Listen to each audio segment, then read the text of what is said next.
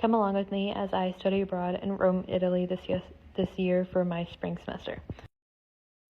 Well, my bag might have been 47 pounds, but before it was 80, but we don't talk about that. After security and everything, I had to go to a different concourse, so you take the train. My flight was departing from the Atlanta airport, so I might have gotten lost.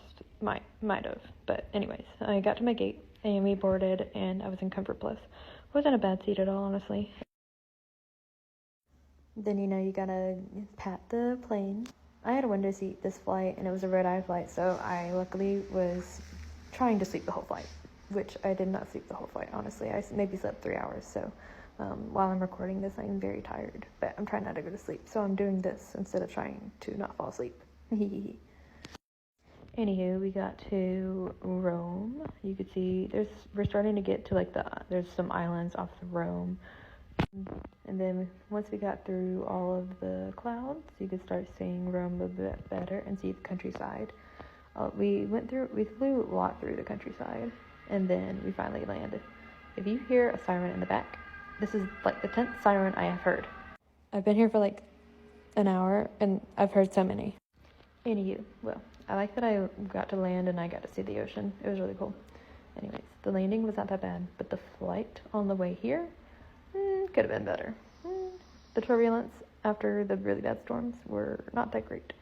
So there was some bad turbulence when I was still on the east coast of the US. Yay. Then we got to the program. After we signed in, we had a driver from our program pick us up and take us to our apartments where we were staying. While I was also in this car, I got to meet my sweet mate.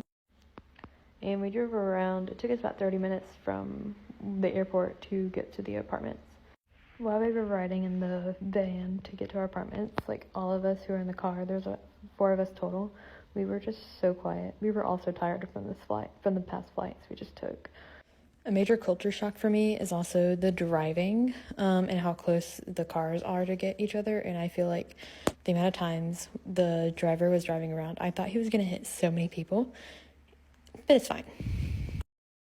And it was a struggle to open this door.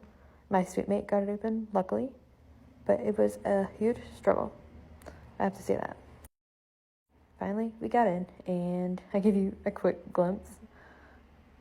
Very bad filming right here, but this is all I got of it, and this is what you're gonna get of it. And this is my room.